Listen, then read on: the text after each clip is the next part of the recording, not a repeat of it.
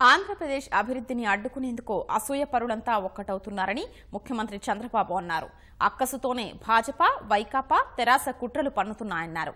మోదీ, కేసీఆర్, జగన్ ఒక్కచోటకు చేరి రాజకీయ లాభాల కోసం ఎంతకైనా తెగిస్తున్నారని చంద్రబాబు మండిపడ్డారు. ఎలక్షన్ మిషన్ 2019పై ముఖ్యమంత్రి చంద్రబాబు, తెలుగుదేశం నేతలు, ప్రజాప్రతినిధులు, నియోజకవర్గ ఇన్ఛార్జీలతో టెలికాన్ఫరెన్స్ నిర్వహించారు. తాజా రాజకీయ పరిణామాలు, సామాజిక మాధ్యమాల్లో జరుగుతున్న దుష్ప్రచారాలు, రేపు జరగబోయే ఎన్టీఆర్ వర్ధంతి కార్యక్రమాల గురించి సీఎం కూలంకుషంగా చర్చించారు.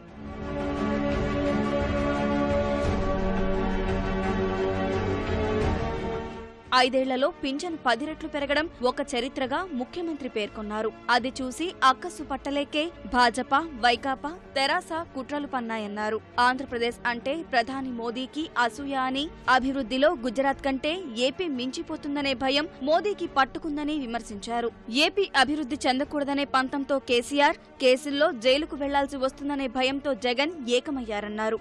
అసూయాపరులంతా ఏకమై గద్దల మాదిరిగా రాష్ట్రంపై వాలుతూ కులాల మధ్య చిచ్చు పెడుతున్నారని సీఎం ఆవేదన వ్యక్తం చేశారు.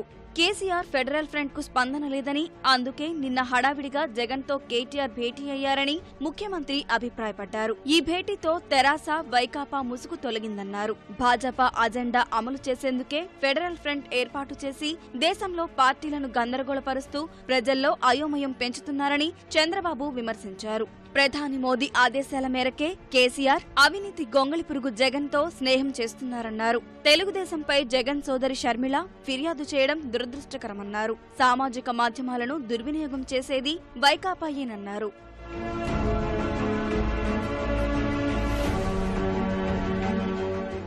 తెరాస నేతల ఏపీ పర్యటనల్లో తెదేపా నేతలు పాల్గొనరాదని ముఖ్యమంత్రి ఆదేశించారు. ఎవరైనా పాల్గొంటే కఠినంగా వ్యవహరిస్తామని హెచ్చరించారు.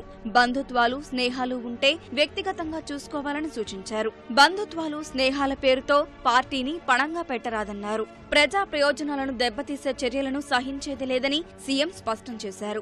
ఏపీ పర్యటనలో తలసాని శ్రీనివాస్ యాదవ్ వ్యాఖ్యలపై చంద్రబాబు ఆగ్రహం వ్యక్తం చేశారు. ఆలయాల్లో మొక్కులకు వచ్చి రాజకీయ వ్యాఖ్యలు చేస్తారా అని ప్రశ్నించారు.